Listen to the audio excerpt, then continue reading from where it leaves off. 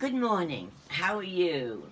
We're having a fun day today. We've got lots of books. In fact, this morning I read 5 books. And I think because it's raining and we're all closed in, we're really enjoying these books. So we're going to go straight ahead and read this one because once I got into this book, I just loved it. Okay. This one is called Miss Rumphius, and the story and pictures are by Barbara Cooney. It tells a little bit about this lady who actually is real, and she's in this story, but you'll absolutely love it. Miss Rumphius, story and pictures by Barbara Cooney. And look at these. Now, I call them lupins, but I think in here they're called lupines, but I call them lupins. I just love these. They're very nice to paint, look, in pinks and blues, and you see them in this one particular place all over. Okay.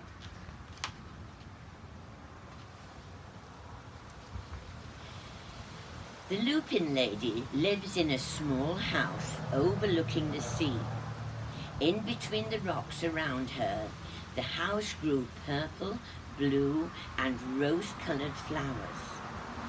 The Lupin lady is little and old, but she's not always been that way. I know, because she's my great aunt, and she told me so. Once upon a time, she was a little girl named Alice, who lived in a city by the sea. From the front stoop, she could see the wharves and the bristling masts of tall ships. Many years ago, her grandfather had come to America on a large sailing ship. This is really another story about immigrants. A lot of us are immigrants. We're immigrants in the Bahamas. We came many years ago, 50 years ago. Now her grandfather worked in the shop at the bottom of the house, making figureheads for the prows of ships and carving Indians out of wood to put in front of cigar stores. For Alice's grandfather was an artist. He painted pictures of sailing ships and places across the sea, and when he was very busy, Alice helped him put in the skies. So you see, these big sailing ships had these in front of their ship to give them good luck. And you see this one, the big point of the boat, and there is the what did I say? It was called a figurehead. There's a figurehead right there, okay? And here's Alice, and Alice is painting the skies, and the grandfather's making all these wooden things. Oh, there's the wooden Indian. Can you see in the back? They always used to stand outside cigar shops. I don't think people have those now because we don't encourage smoking. But look, we've got pictures down here. Perhaps they came to the Bahamas. Look, there's palm trees and sailing ships. In the evening, Alice sat on her grandfather's knee and listened to stories of faraway places. When he'd finished, Alice would say, "When I grow up, I too will go to faraway places. And when I grow old, I too will live beside the sea." "That's all very well, little Alice," said her grandfather, "but there is a third thing you must do." "And what is that?" said Alice. "You must do something to make the world more beautiful," said her grandfather. "All right," said Alice, but she didn't know what she could be doing. And in the meantime, Alice got up, washed her face, ate her porridge for breakfast, and she went to school and came back and did her homework, and pretty soon she was grown up. Now, this is an old-fashioned parlour. Can you see this? Everybody had a rhododendron in there. Aspidistra, that's what it was. It's the biggest aspidistra of them all. That's a big one. Everybody had one of those. Then my great aunt Alice set out to do. Oh, sorry, I've missed a page. No, I haven't. Oh, when she's grown up. Then my great aunt Alice set out to do the 3 things she had told her grandfather she was going to do. She left home and went to live in another city, far from the sea and the salt air. And there she worked in a library, dusting books, keeping them from getting mixed up, and helping people find the ones they wanted. Some of the books told her about faraway places, and people called her Miss Rumphius. Now, there she is in the library. Look at the clothes she's wearing. See, the long skirt and the white shirt all the way up to her neck. And this is before television and before iPads. This is a beautiful reading library. I don't know you, but I used to go to a library when I was doing high school so we could find all the good books. Sometimes she went to the conservatory in the middle of the park, and when she stepped inside on a wintry day, the warm moist wrapped itself around her and the sweet smell of jasmine filled her nose. "This is almost like a tropical isle," said Miss Rumphius, "but not quite. Oh, look her gorgeous outfit, look. With a big fur hat and fur muffs and beautiful plants inside a conservatory. That's where all the plants are growing inside, and you can go and visit for those people who lived in the cold north." So Miss Rumphius went to a real tropical island where people kept cockatoos and monkeys as pets. She walked along the long beaches picking up beautiful shells. And one day she met Bappa Raja, king of the fishing village. "You must be tired," he said. "Come into my house and rest." So Miss Rumphius went in and met Bappa Raja's wife. The Bappa Raja himself fetched a green coconut, cut off the top so that Miss Rumphius could drink the coconut water inside. You know, we have a coconut tree like that. And we have a tree, and I can see from here there's 1, 2, 3, 4, 5, 6. There must be 20 coconuts on that. When they're ready, you chop off the top and you put the straw inside and you drink the coconut water. Oh, it's so good. Before she left, Bappa Raja gave her a beautiful mother of pearl shell on which he had painted a bird of paradise and the words, "You will always remain in my heart." That's quite a different place, isn't it? My great aunt Alice Rumphius climbed tall mountains where the snow never melted. She went through jungles and across deserts. She saw lions playing and kangaroos jumping, and everywhere she made friends she would never forget. Finally, she came to the land of the lotus eaters, and there, getting off the camel, she hurt her back. Oh dear. "What a foolish thing to do," said Mrs. Rumphius. "Well, I have certainly seen faraway places. Maybe it's time for my place by the sea." And it was.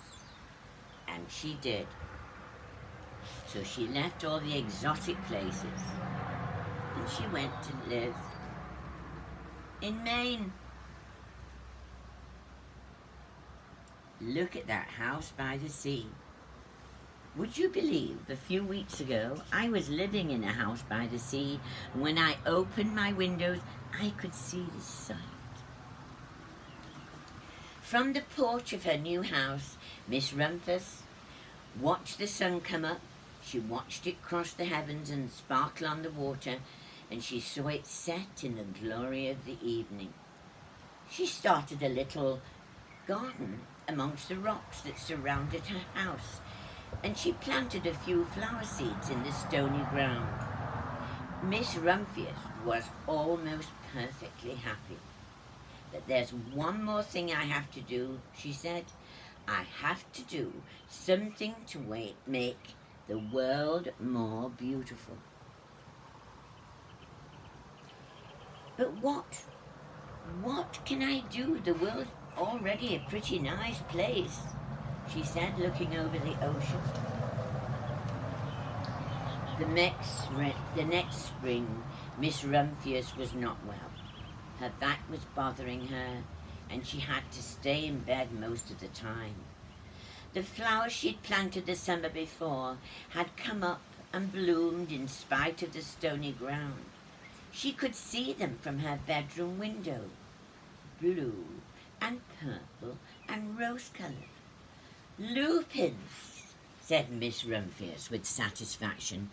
I have always loved lupins the best. I wish I could plant more seeds this summer so that I could have still more flowers next year. But she was not able to do. After a hard winter, spring came. Miss Rumphius was feeling much better. Now she could take walks again. One afternoon she started to go up and over the hill where she'd not been for a long time. I don't believe my eyes, she cried when she got to the top.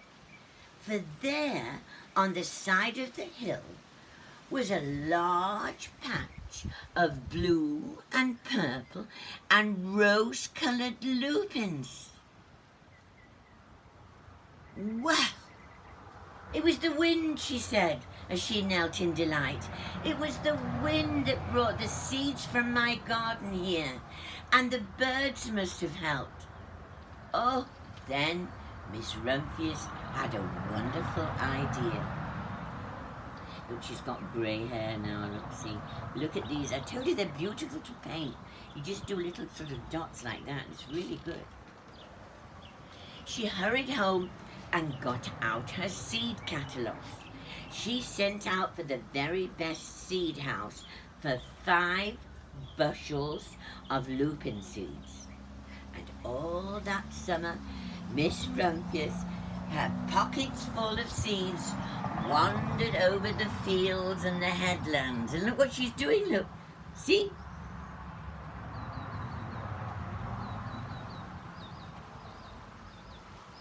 She scattered seeds along the highways and down the country lanes. She flung handfuls of them around the schoolhouse and back of the church. She tossed them into hollows and along stone walls.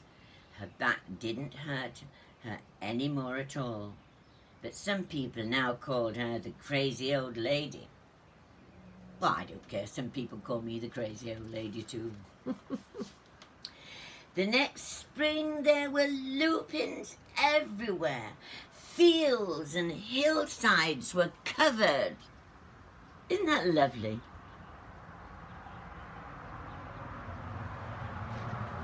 Blue and purple and rose-coloured, and they bloomed along the highways and down the lanes. Bright patches lay around the schoolhouse, back of the church, down the hollows, along the stone walls. Oh, Miss Rumphius had done the third of the most difficult things of all. She made the world more beautiful. My great-aunt Alice, Miss Rumphius, is very old now. Her hair is white. Her years, every year there are more and more lupins. Now they call her the Lupin Lady. Sometimes my friends stand with me outside her gate, curious to see the old lady who planted the fields of lupins. And when she invites us in, they come slowly. They think she's the oldest woman in the world. And often she tells stories of faraway places. Perhaps that's what they call me, the oldest woman in the world. Not on your Nelly, I said.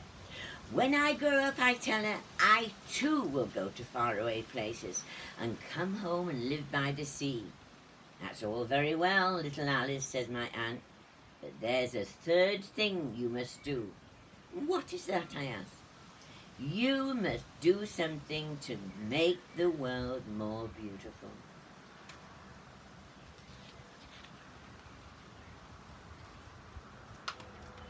But I don't know yet what I can do. What can you do to make the world more beautiful? Some people paint, like this one when I was painting the amaryllis, or this one in when I was trying to do one of a copy of David Hockney. Weird, sometimes weird. And now we're trying to make a beautiful garden just like this, with a papaya. Ooh, and you cut them open and the seeds are inside, and you can scatter those everywhere, or the birds will help you. The birds scattered my tomato seeds, and now I've got 40 tomatoes that we enjoy for lunch.